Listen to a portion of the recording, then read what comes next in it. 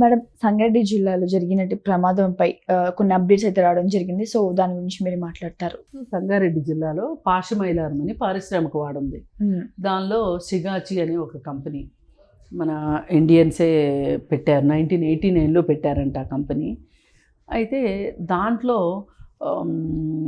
మొన్న ఒక ప్రమాదం జరిగింది. ఒక 150 మంది ఉన్న భవనం ఒక పేలుడు సంభవించటం వల్ల కుప్పకూలిపోయింది. దానిలో కొంతమంది గాయపడ్డారు, 40 మందికి పైగా చనిపోయారు, మిగతా వాళ్ళు రక్షించబడ్డారు.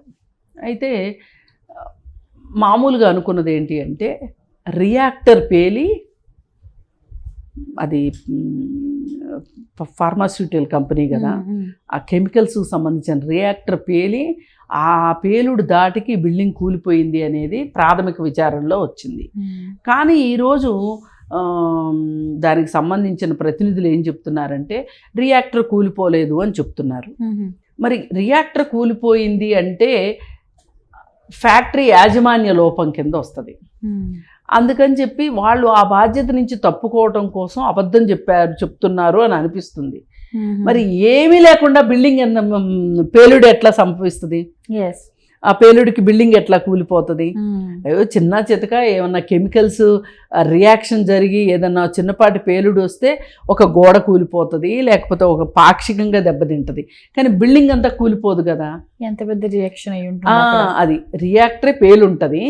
కానీ వాళ్ళు ఏంటంటే నష్టపరిహారాలు ఇచ్చే విషయంలోనూ ప్రభుత్వం తీసుకునే చర్యల నుంచి తప్పించుకోవటానికి వాళ్ళు ఏదో కొంచెం నాటకం ఆడుతున్నట్లు అనిపించింది. సరే, ప్రమాదం జరగగానే సీఎం వెళ్ళారు. వెళ్ళి ₹1,00,000 చనిపోయిన కుటుంబానికి నష్టపరిహారం ప్రకటించారు. ఆ తర్వాత కేంద్ర ప్రభుత్వం ₹2,00,000 ప్రకటించింది. సరే, ఇంకా కంపెనీ వాళ్ళు వచ్చేసేసి ఇవాళ ఏం ప్రకటించారంటే మనిషికి ₹1,00,00,000 చొప్పున చెల్లిస్తాము అని చెప్పి చనిపోయిన కుటుంబాలకి చెప్పి, అలాగే ఎవరైతే వైద్యం తీసుకుంటున్నారో వాళ్ళ వైద్య ఖర్చులన్నీ మేమే భరిస్తాము, అలాగే స్టాక్ ఎక్స్చేంజ్కి కూడా మేము లెటర్ రాసాము, 90 రోజుల పాటు ఫ్యాక్టరీని తాత్కాలికంగా మూసివేస్తున్నాము అని చెప్పి ఇవన్నీ చెప్పుకుంటూ వచ్చారు. దానిలో ఈ చనిపోయిన వాళ్ళలో ఆ కంపెనీ యొక్క వైస్ ప్రెసిడెంట్ కూడా ఉన్నారు. ఆయన డెడ్ బాడీని తీసుకోవటం కోసం అని చెప్పి కంపెనీ యాజమాన్యం వచ్చారనమాట. అయితే అసలు ప్రమాదాలు ఎందుకు జరుగుతాయి అనే దాని మీద ఒక శాస్త్రీయమైన విచారణ జరగాల్సిన అవసరం ఉంది, నిష్పక్షపాతమైన విచారణ జరగాల్సి ఉంది. ఇప్పుడు ఇందాక నాకు పెద్ద టెక్నాలజీ తెలియదు, కానీ నాకు వచ్చిన డౌటు, ఇప్పుడు ఒత్తి పుణ్యానికి ఒక బిల్డింగ్ ఎందుకు కూలిపోతుంది? ఆబ్వియస్లీ అది లాజిక్. జనరల్గా కెమికల్ ఫ్యాక్టరీస్లో ఇట్లా రియాక్టర్లు పేలుతాయి. ఇక్కడ కూడా అలాగే రియాక్టర్ పేలితేనే ఆ పేలుడు ధాటికి బిల్డింగ్ కూలిపోయింది అనేది ఒక ప్రాథమిక అంచనా. మరి వాళ్ళు వచ్చి ఇలా విడిగా చెప్తున్నారు. సరే, ఏం చెప్పినా ఈ ప్రమాదాలను అంచనా వేసేవాళ్ళు ఏదో ఒక నివేదిక యాజమాన్యం ముందుకు వచ్చి ప్రెస్ ముందు ఏమైనా చెప్పిందా మేడం దీని గురించి అప్డేట్ ఏమైనా? అంటే అదే ఈ రియాక్టర్ కాకుండా ఇంకేమైనా అదే ఎలా జరిగిందని చెప్పలేదు, కానీ రియాక్టర్ పేలు మట్టు కాదు అని చెప్పింది. అంటే వాళ్ళ స్కిన్ వాళ్ళు కాపాడుకోవాలనుకున్నారు, వాళ్ళ డబ్బులు వాళ్ళు కాపాడుకోవాలనుకున్నారు. ఇంకా ఎవరికైనా చూసే వాళ్ళకి ఏమనిపిస్తుంది, ₹1,00,00,000 ఇస్తున్నారు కదా మనిషికి, మళ్ళీ ఆ కుటుంబాలను ఆదుకుంటామని చెప్తున్నారు, మళ్ళీ పైగా ఈ హాస్పిటల్లో చికిత్స పొందుతున్న వాళ్ళకి చికిత్స చేయిస్తామని చెప్తున్నారు, ఇవన్నీ చెప్తున్నారు. కాబట్టి ₹1,00,00,000 అనేది మనకు చాలా పెద్ద విషయంలాగా అనిపించి మిగతా అన్నీ మర్చిపోతాం. అయితే ఇక్కడ మనం ఆలోచించాల్సింది ఏంటంటే అసలు ఒక కుటుంబంలో సంపాదించే మనిషి చనిపోతే అది కొడుకు కావచ్చు, తండ్రి కావచ్చు, తల్లి కావచ్చు, కూతురు కావచ్చు, ఎవరైనా కావచ్చు, చనిపోతే ఆ కుటుంబానికి ఎంత లాస్. ఆ ₹1,00,00,000 తీర్చదు. ₹1,00,00,000తో కాదు. మొన్న విమాన ప్రమాదాల్లో కూడా ₹1,00,00,000 అంటే ఎవరో ఒక మహిళ వచ్చేసేసి ఆ ₹1,00,00,000 ఏదో నేను ఇస్తాను, మా నాన్న తెచ్చిమ్మని చెప్పి అడిగింది. మరి ఆవేదన అలా ఉంటుంది. కుటుంబ సభ్యులు చనిపోయినప్పుడు వాళ్ళని అలా మాట్లాడిస్తుంది. ఇప్పుడు ఈ ₹1,00,00,000 ఆ కుటుంబం ఎట్లా బతకాలి? ఇప్పుడు పిల్లలు ఉంటారు, చేతికి వచ్చిన పిల్లలు ఉంటారు, అంటే పెళ్ళిడికి వచ్చిన పిల్లలు ఉంటారు, వాళ్ళు పెళ్ళిళ్ళు చేయాలి, పిల్లలు చదువుతూ ఉంటారు, వాళ్ళ చదువులు కంప్లీట్ చేసుకోవాలి. అసలు ఇప్పుడు ఈ భార్యల పరిస్థితి అయోమయంగా అయిపోతుంది. ఒక మనిషి లేని లోటే కదా. అందుకని ప్రమాదాలు జరగకోకుండా ముందస్తు చర్యలు ఎందుకు తీసుకోలేదు, ముందస్తు జాగ్రత్తలు ఎందుకు తీసుకోలేదు అనేది ఖచ్చితంగా యాజమాన్యాన్ని ప్రశ్నించాల్సి ఉంటుంది. ప్రభుత్వాలు కూడా ఆషామాషిగా వదిలేయకుండా ఇప్పుడు వీళ్ళ ఆస్తులు ఏవైతే ఉన్నాయో వాటిని జప్తు చేయడం ద్వారా మాత్రమే, అంటే అవసరమైతే చట్టాల్లో మార్పులు తీసుకురావాల్సిందే.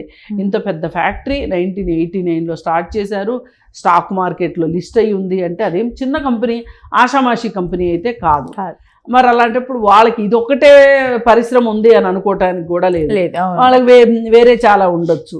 కానీ పాపం ఈ కార్మికుల పరిస్థితి ఏంటి, కుటుంబాల పరిస్థితి ఏంటి?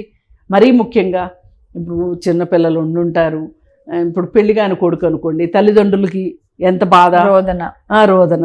మళ్ళీ పెళ్ళయి పిల్లలు ఉన్నారనుకోండి, ఆ పిల్లల పరిస్థితి ఏంటి? యంగ్ విడోస్ అనుకోండి, వాళ్ళ పరిస్థితి ఏంటి? ఇప్పుడు వీళ్ళకి పిల్లలు ఉన్నారనుకోండి, ఈ పిల్లలు జీవితాంతం తండ్రి లేని లోటుని భరించాల్సిందే కదా.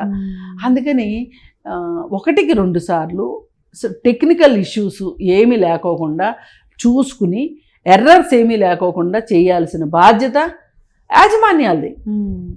ఇప్పుడు ఒక ఎంప్లాయీ ఇంటి దగ్గర బయలుదేరి ఆఫీస్కి పనికి బయలుదేరి ఆఫీస్కి వచ్చిన తర్వాత వచ్చే లోపు ఏం జరిగినా ఆఫీస్దే బాధ్యత. అక్కడ వర్క్ చేసిన తర్వాత మళ్ళీ వర్క్ అయిపోయిన తర్వాత ఇంటికి వెళ్ళిన దాకా కూడా ఆఫీస్దే బాధ్యత. అంటే అతను ఆ డ్యూటీలో ఉన్నాడు. అలాగే విదేశాల్లో అయితే మనిషి ప్రాణానికి చాలా విలువ ఎక్కువ, ఆషామాషిగా తీసుకోరు. ఒక మనిషికి ఇట్లాంటి ప్రమాదం జరిగినప్పుడు ఏదైనా పరిహారం ఇవ్వాలి అంటే ఎలా ఆలోచిస్తారు అంటే, ఈ వ్యక్తి ఇప్పుడు 25 వయసులో ఉన్నాడు, ఈ 25 వయసులో ఇంత జీతం వస్తుంది ఇతనికి, ఇతను ఇదే మనిషి 58 సంవత్సరాల పాటు లేదు 60 సంవత్సరాల పాటు బతికుంటే గనక ఇతను ఎంత సంపాదించేవాడు, మధ్యలో టీఏలు డిఏలు ఇవన్నీ వేసుకుంటూ వెళ్తే జీతం ఎంత, ఎన్ని హైక్లు వచ్చి ఉండేవి, అతను టేక్ హోమ్ శాలరీ ఎంత తీసుకెళ్ళేవాడు, అతనికి డిడక్షన్స్ ఎన్ని పోతున్నాయి, ఇవన్నీ లెక్కగట్టి దానిని హ్యూమన్ లైఫ్ వాల్యూ అంటారు దాన్ని. ఈ హ్యూమన్ లైఫ్ వాల్యూని లెక్కగట్టి దాని ప్రకారం కాంపెన్సేషన్ ఇస్తారు వేరే దేశాల్లో. అంటే వేరే దేశాలు ప్రజల వైపున ప్రజల ప్రాణాలకి చాలా విలువిస్తాయి. మన దగ్గర అట్లా లేదు. కోచ్ చేస్తే గోడవతలు పడేసినట్లు మనం చచ్చిపోయినోడు మనోడు కాదు కదా, మన ఇంట్లో వాడు కాదు కదా అని చాలా నిర్లక్ష్యం వహిస్తారనమాట. ఈ హ్యూమన్ లైఫ్ వాల్యూని కనుక లెక్క కడితే అప్పుడు మాత్రమే ఆ కుటుంబానికి న్యాయం జరుగుతుంది. అది కూడా ఆర్థికంగా మాత్రమే జరిగేది. ఇప్పుడు మొన్న గుజరాత్లో విమాన ప్రమాదం జరిగింది. ఈ విమాన ప్రమాదంలో టాటా ట్రస్ట్ వాళ్ళు ఏం చేశారంటే ఒక్కొక్కరికి ₹1 ఇస్తాము అని చెప్పి మళ్ళీ 500 కోట్లతోటి ఒక టాటా ట్రస్ట్ సంక్షేమ నిధిని పెట్టి ఈ ప్రమాదంలో చనిపోయిన వాళ్ళు కుటుంబ సభ్యులకి ఏమైనా ఇబ్బందులు వస్తే, విద్యాపరంగా కానీ వైద్యపరంగా కానీ ఏదైనా ఇబ్బందులు వస్తే గనక ఈ 500 కోట్ల నిధితోటి వాళ్ళ సంక్షేమం చూస్తాము. కేవలం భారతదేశ ప్రయాణికుల కుటుంబాలకే కాదు, విదేశస్తుల కుటుంబాలకు కూడా మేము చూస్తాము అని చెప్పి వాళ్ళు చాలా ముందుకు వచ్చి చేశారనమాట. ఒక వ్యాపారస్తుడికి, ఒక బిజినెస్ పర్సన్కి ఆ మాత్రం మనసు ఉండాలి. అది లేకపోతే ఇప్పుడు ధైర్యంగా ఇప్పుడు ఈ చనిపోయిన వాళ్ళ వల్ల ఎంత ప్రొడక్టివిటీ వచ్చి ఉంటుంది ఆ ఫార్మాస్యూటికల్ కంపెనీ వాళ్ళకి. మరి దాన్ని దృష్టిలో పెట్టుకుని ఈ పరిహారం సరిపోదు అనిపిస్తుంది నాకు. అందుకని ఇంకాస్త పరిహారము పెంచాలి. రెండోది ఇలాంటి ప్రమాదాలు జరక్కోకుండా ఉండటం కోసం జాగ్రత్తలు తీసుకోవాలి. వీళ్ళు జాగ్రత్తలు తీసుకునేటట్లుగా ప్రభుత్వాలు కూడా సహకరించాలి. ప్రభుత్వాలు చర్యలు తీసుకోవాలి. ప్రభుత్వాలు తీసుకునే చర్యలకి ఈ పారిశ్రామికవేత్తలు సహకరించాలి. ఇప్పుడు ఈ కంపెనీ వ్యర్థ వాయువుల్ని ఇష్టారీతిన వదులుతుంది అని, సేఫ్టీ మెజర్స్ తీసుకోవట్లేదు అని ఇంతకుముందు కూడా కంప్లైంట్లు వచ్చినాయి. కానీ వాళ్ళు ఏవో లంచాలు ఇచ్చో అది చేసో ఇది చేసో మేనేజ్ చేసుకున్నారు. కానీ చివరికి చూసేసరికి ఇంత పెద్ద ప్రమాదం జరిగింది. అందుకని ఇలాంటి ప్రమాదాలు జరగకుండా జరిగిన తర్వాత పరిహారం ఇచ్చే కన్నా జరగకుండా సేఫ్టీ మెజర్స్ తీసుకోవడం అనేది చాలా అవసరమైన విషయం. అవును madam. Thank you so much madam. Thank you.